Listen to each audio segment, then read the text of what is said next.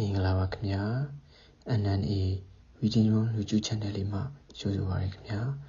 Tinipia Bima Karo, Nuye, Kamatana, South Ligo, a Pinzalite, Papia Bima Fibai. Ubazanida, a Taban Candias and daughter, Tenoha, Logo Dra Sabirigo, a Domamia Papo Tsayagere, Di Sabiriha, Pashiago Manamiago. Shakumia Bawa Male, Miadi Ju Pinine. Now Damalon Bawa Assessa Male, Neighbor Samwayare P. Miadi Ju Pinine. Araja. The local dress Sabirigo, Lunia Dia, Piawi Bigo, Sanari. Tinoma, Pimbim Labia Pilari. A little pilari at the Padaye Tata. A pit, Sauto Ye. Padaye Sabi Soli, Pizia Sabiri, Lu Matini. Not only separated regole. Swayzene at Wutu Dompo Gide. Eddie Wutu reader mamma, local dress sapirigo. Sidana Amia Shitabi, imitant and payment can be. Then Dore Niarima, Janya Tepi like it. But I is happy in a gentle way with pizza de separate the theatre. Wutu de Matriame, but I find her, Passamaro, Yingwizia, Trilu, Tiabilime. Having me, Alondo Yata reading mamma. Tiayadaha, a 2K, a momiason pitelu. Shinomiapia, Hocharo Muretai. Tweo Nene, don't you be, Sapatame sui. Imitant to the Eadao, Pichavalime. Tacha. The local dress happy, a pine wigo, Shaulajali. Pizia relu the portavi, Jomatua Javane. Bimiru etra, a Kubawa mayo, now Tamilon Warimava. A 2 a Jew Pisciname Sapirigo, a 2 Josavi, Pacha Sichamare. What do we have? Below counted what to be Pabilo, Donglinga yet chai, you dorabe. Logodra Sapirigaro, Dilum Hopu. Peroma Mionayo. Tiboamale, a tatango yachi, Una de Quesure, Dania was singing regale. Yemian Lumiabi, Chanaje, say, Dia Piete, Neighbor should be Pinaye. The Hoboa Mave, Yamau Pugin, the Pinaye lay Powanto Dune, Yamau Pugin the Miadre, Piampali, Gauli, Ayada Shili, Pinichali Milu, Yolemare.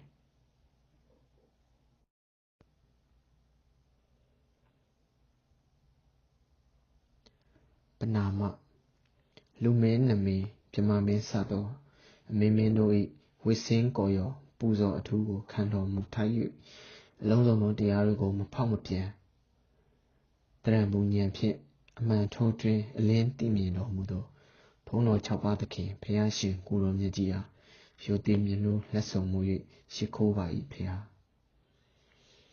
Poring a chow, Gaumiato, Posi who so ato, a Timiagu, Jinhari, Kate Oto, Lonzo Miaga, Tadoa, Rui, PM Chanta Wingo, Napiadi, Nidomu. Indri Chaku, something moved Jintai, Kate Oto, Lonzo Miaga, Tadoa, Rui, PM Chanta Wingo, Napiadi, Nidomu. Kate no, Ubri Yodoi, Kiloya, Niga Diago, Jintai, Tadoa, Rui, PM Chanta Wingo, Napia, Nidomu. Idodo, the Sazakacha, Iwitu Katu upon Loa, our atom Mingladi, our Masidri, Iwitu Lady Pado.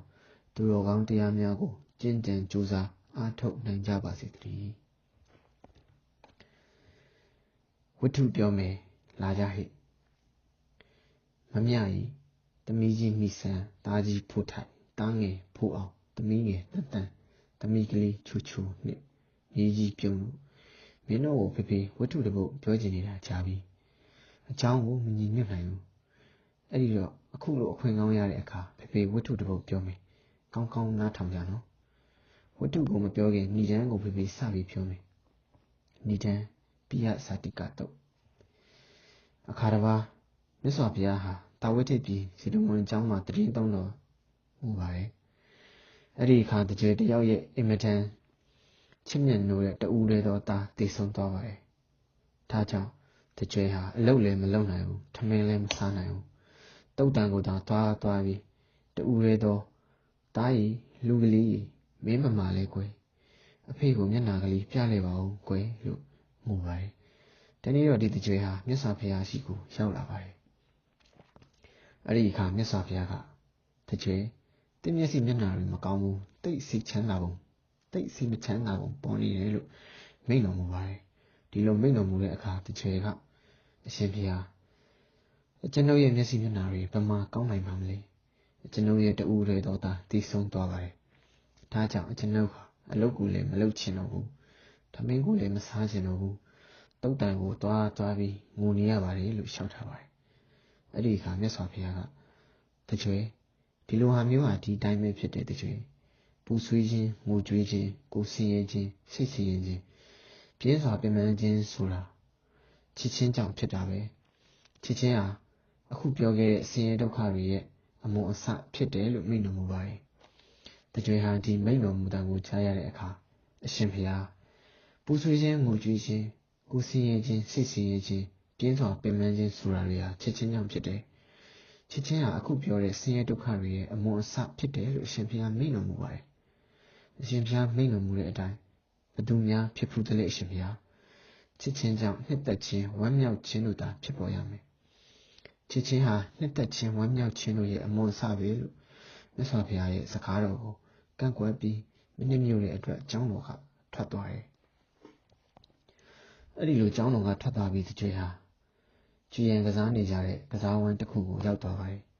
တကြွေဟာစိတ်မကြည်မချမ်းဖြစ်နေသေးတဲ့အတွက်အောက်မထားနိုင်ပဲမြတ်စွာဘုရားကိုကန့်ကွက်ခဲ့တဲ့အကြောင်းဒီကစားသမားတွေကိုအလုံးစုံပြောပြပါတယ်တကြွေရဲ့စကားကိုကြားရတဲ့အခါကစားသမားတွေကတကြွေဟုတ်တာပေါ့ချစ်ချင်းကြောင့်နှစ်သက်ခြင်းဝမ်းမြောက်ခြင်းသာဖြစ်ရမယ်ချစ်ချင်းဟာနှစ်သက်ခြင်းဝမ်းမြောက်ခြင်းရဲ့အမွန်အစပဲတကြွေပြောတာမှန်တယ်လို့ဆိုပြီးကစားသမားတွေကတကြွေကိုထောက်ခံကြပါတယ်တကြွေကလည်းသူ့ဝါဒနဲ့ကစားသမားတွေရဲ့ဝါဒတူတယ်သူ့ကိုကစားသမားတွေကတော့ထောက်ခံကြတယ်ဆိုပြီးအကျေနပ်ကြီးကျေနပ်သွားပါတယ်ဒီစကားဟာတစ်ဆင့်နဲ့နန်းတော်ရဲ့အထိပြန့်နှံ့သွားပါတယ်အဲ့ဒီစကားကိုအကြောင်းပြုပြီးကောသလမင်းကြီးကသူ့မိဖုရားကြီးမိလိကာကိုမိလိကာတင့်ရဲ့ယဟန်ကောဓမကပူဆွေးခြင်းငိုကြွေးခြင်းကိုယ်ဆင်းရဲခြင်းစိတ်ဆင်းရဲခြင်းပြင်းစွာပင်ပန်းခြင်းတို့ဟာချစ်ချင်းကြောင့်ဖြစ်တယ်ချစ်ချင်းလျင်အမွန်အစရှိတယ်လို့ပြောတယ်ဆိုပါလားလို့မိန့်ကြပါတယ်မာလိကာမိဖုရားကြီးကလည်းအရှင်ဘုရားအရှင်မင်းကြီးအကယ်၍ဒီစကားကိုမြတ်စွာဘုရားမိန့်တော်မူတယ်ဆိုရင်ဒီစကားအတိုင်းမှန်ရမယ်လို့တန်တော်ဦးတင်ပါတယ်ဒီအခါကောသလမင်းကြီးကနှစ်သက်တော်မမူပဲမိလိကာဆရာပြောသမျှကိုဆရာပြောသမျှအကုန်မှန်ပါတယ်လို့လိုက်ပြောတဲ့တပည့်လူမင်းလည်းယဟန်ကောဓမပြောသမျှကိုအလုံးစုံမှန်ပါတယ်လို့လိုက်ပြောနေတာပဲမုန်းစရာတွေတွားကြတေးကြလို့ကောသလမင်းကြီးကဒေါသနဲ့အော်ငေါက်လွှတ်လိုက်ပါတယ်မလိကာမိဖုရားကြီးလည်းနာဂိစင်ကပုံနာကိုမြတ်စွာဘုရားစီလွတ်ပြီးဒီစကားကိုမြတ်စွာဘုရားမိန့်တော်မူသလားမိန့်တော်မမူဘူးလားဆိုတာစီခိုင်းပါတယ်အဲ့ဒီအခါမြတ်စွာဘုရားကပုံနာကိုအောက်ပါအတိုင်းဟောကြားတော်မူပါတယ်ပုံနာဒီလိုဟာမျိုးဟာဒီအတိုင်းပဲဖြစ်တယ်ပုံနာပူဆွေးခြင်းငိုကြွေးခြင်းကိုယ်ဆင်းရဲခြင်းစိတ်ဆင်းရဲခြင်းနဲ့ပြင်းစွာပင်ပန်းခြင်းဆိုတာတွေဟာချစ်ချင်းကြောင့်ဖြစ်တယ်ချစ်ချင်းလျင်အမွန်အစရှိတယ်ဒီအတိုင်းမှန်မှန်ကိုဒီလိုသိတဲ့တယ်အရင်တော့ကတာဝတိပြည်မှာမိမတယောက်ရဲ့မိခင်ဟာတည်ဆုံးတယ်ဒီမိမဟာအမိတည်ဆုံးတဲ့အတွက်ယူသွားတယ်ဒီမိမဟာရွာရိုးလျှောက်ပြီးငါအမိကိုမြင်ကြသလားငါအမိကိုမြင်ကြသလားလို့အော်ဟစ်ပြီးသားနေတော့တာပဲဘုံသားဒီဖြစ်ပျက်ကိုကြည့်ပြီးပူဆွေးခြင်းအစရှိတဲ့ဆင်းရဲတွေဟာချစ်ချင်းကြောင့်ဖြစ်တယ်ချစ်ချင်းလျင်အမွန်အစရှိတယ်ဆိုတာကိုသိနိုင်တယ်ဘုံသားအရင်တော့ကဒီတာဝတိပြည်မှာမိမတယောက်ရဲ့အဖေမောင်ကြီးမောင်ငယ်ညီမအမသားသမီး၄ယောက်ကြားတည်ကြတယ်အဲ့ဒီမိမဟာယူသွားတယ်ဒီလိုတည်သွားတဲ့အတွက်ငါလင်ကိုမြင်ကြသလားငါလင်ကိုမြင်ကြသလားလို့ရွာရိုးမှာရှောက်အော်နေတော့တာပဲပုံလားဒီဖြစ်ပျက်ကိုကြည့်ပြီးတော့လေဆိုခဲ့တဲ့အတိုင်းမှန်မှန်ကိုသိနိုင်တာပဲပုံလားအရင်တော့ကဒီတာဝတိကြီးမှာယောက်ျားတစ်ယောက်ရဲ့အမိသေးတယ်ဒီယောက်ျားဟာယူသွားပြီးငါအမိကိုမြင်ကြသလားငါအမိကိုမြင်ကြသလားလို့ရွာရိုးမှာရှောက်အော်နေတယ်ဘု ပုံနာဒီအဖြစ်အပျက်ကိုကြည့်ပြီးတော့လေဆိုခဲ့တဲ့အတိုင်းမှန်မှန်ကိုသိနိုင်တာပဲပုံနာအရင်တုန်းကတာဝတိပြည်မှာယောက်ျားတစ်ယောက်ရဲ့အဖေညီအကိုအမနှမသားသမီးမယားတည်ဆုံးတယ်ဒီယောက်ျားဟာယူသွားပြီးငါမယားကိုမြင်ကြသလားငါမယားကိုမြင်ကြသလားလို့ရွာရိုးမှာရှောက်អော်နေတယ်ပုံနာဒီအဖြစ်အပျက်ကိုကြည့်ပြီးတော့လေဆိုခဲ့တဲ့အတိုင်းမှန်မှန်ကိုသိနိုင်တယ်ပုံနာအရင်တုန်းကတာဝတိပြည်မှာမိမတစ်ယောက်ရှိတယ်ဒီမိမဟာသူ့မိဘတွေအိမ်မှာခဏသွားနေတော့မိဘဆွေမျိုးတွေကသူ့ယောက်ျားနဲ့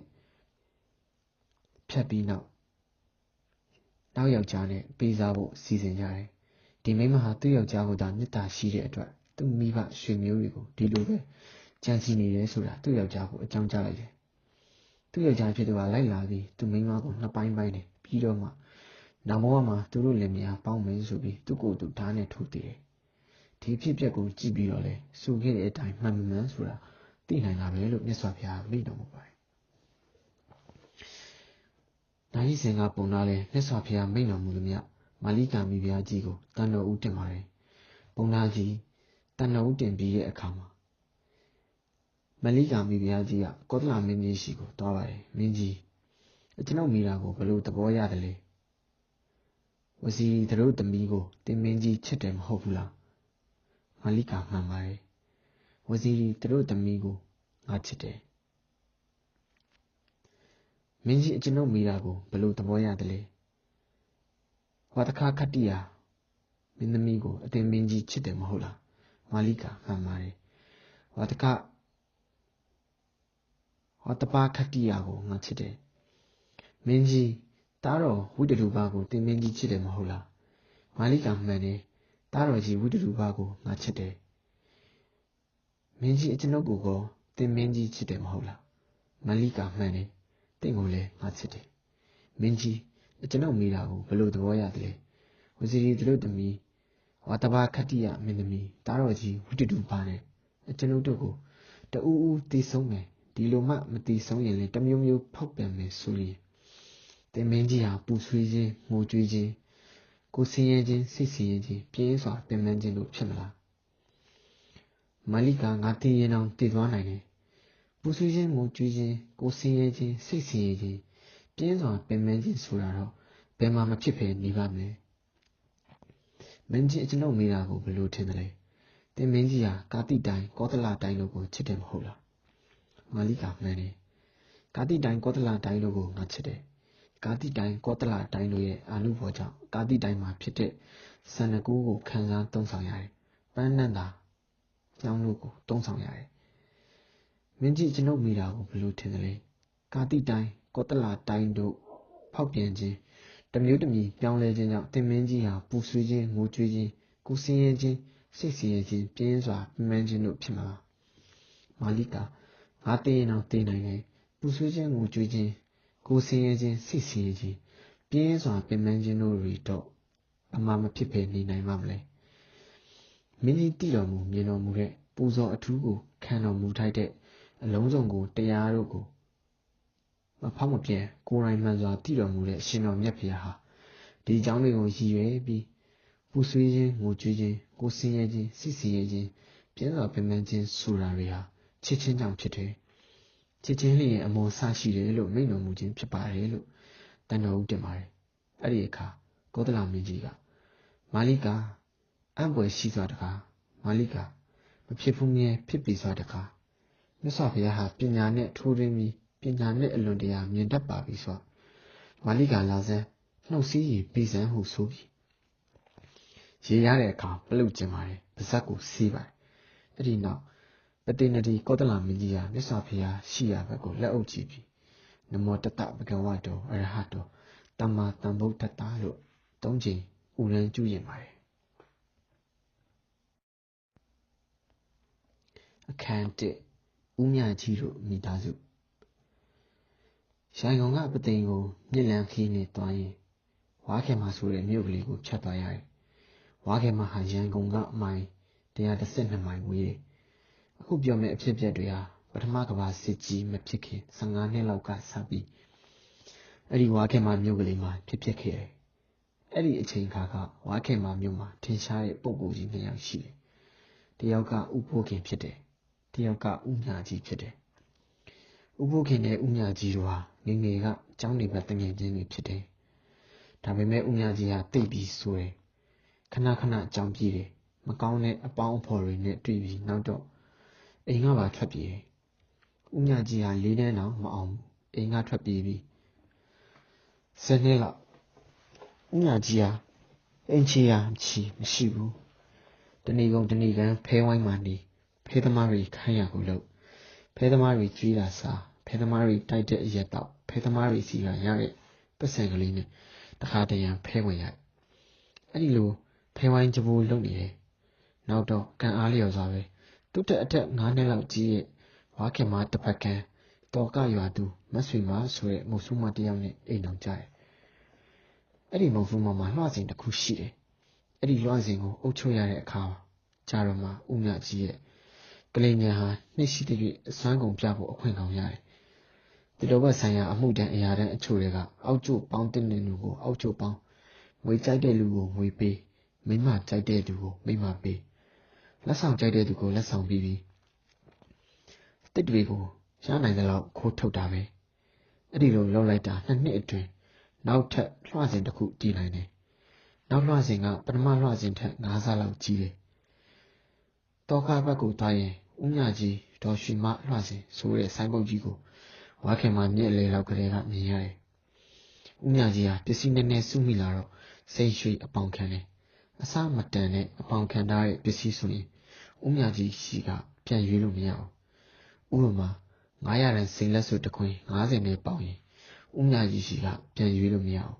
လာပေါင်ကလေးကအပေါင်နဲ့လူဟာအပေါင်စာချုပ်ဖြတ်ပိုင်းတွေမှာလက်မှတ်ထိုးသွားရတယ်သူလိုကျင်တဲ့ပစ္စည်းလာပေါင်ရင်အဲ့ဒီပေါင်တဲ့လူအိမ်မော်ကဆင်းသွားတယ်နဲ့တပြိုင်နက်ဖြတ်ပိုင်းမှာသူထိုးပစ်ခဲ့တဲ့လက်မှတ်ရဲ့အပေါ်နားမှာဘယ်နည်းကဒီပစ္စည်းကိုပြန်ရွေးပြီးပြီဆိုရဲရေးထားလိုက်တယ်ပြန်ရွေးပြီးပြီဆိုတာရေးထားလိုက်တာပဲ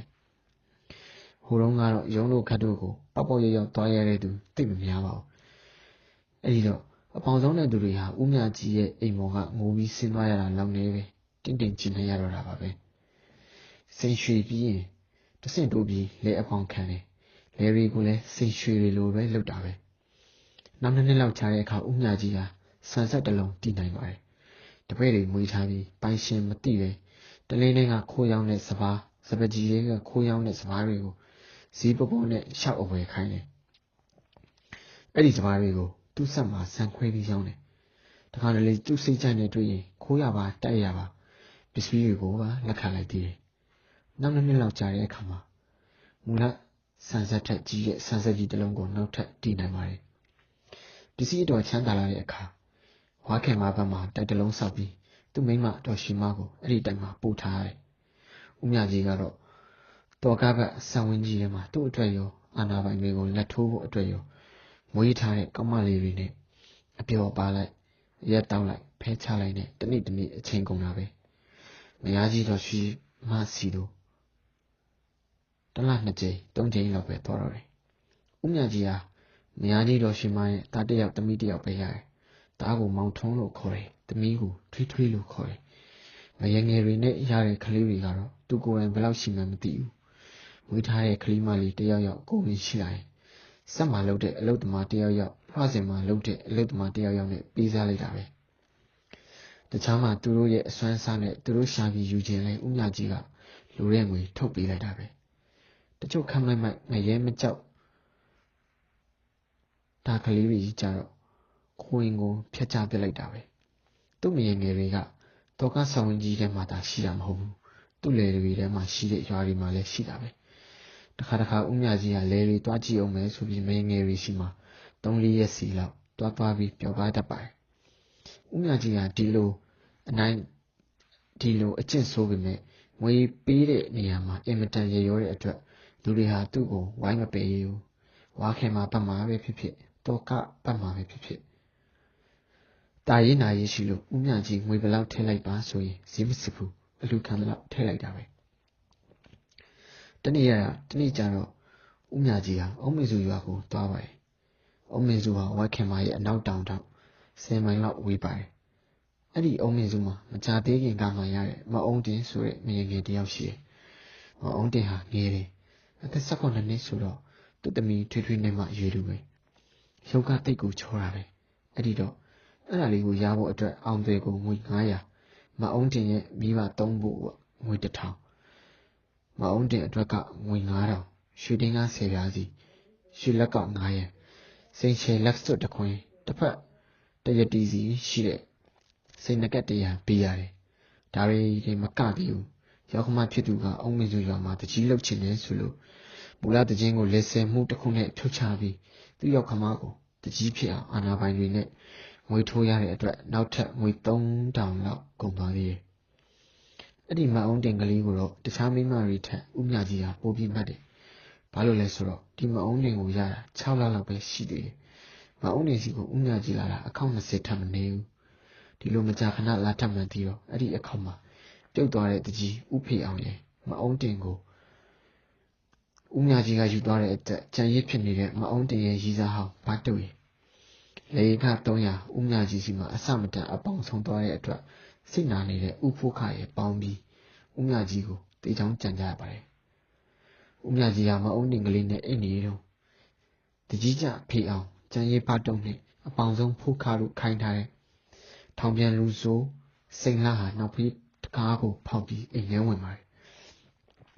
အဲ့ရနာရောက်တော့ဦးမြကြီးရဲ့လင်းမျိုးကိုမှိန်းနဲ့တအားဆောင်ထိုးလိုက်တာဦးမြကြီးလေအေးရပါလိမ့်မယ်ပွဲချင်းပြီးတေးပြီးသူကလင်းချုံဆက်ကိုတိမ်သွားရရှာပါတယ်စိန်ရွှေမက်ပြီးဖေးအရွယ်ကြီးကိုယူလိုက်ရတဲ့မအောင်တင်ကလေးလေမုံဆုမကလေးဖြစ်ပြီးကြံရရှာပါတယ်ဦးမြကြီးရဲ့ရောက်ခမတကြီးနဲ့မယငယ်အုံးတင်မောင်းကလွဲလို့တရွာလုံးဟာဦးမြကြီးကိုမေတ္တာရှိရသူမရှိတဲ့အတွက်လူတက်မှုကိုဘလို့စစ်လို့မှမပေါ်အဲ့ဒါကြောင့်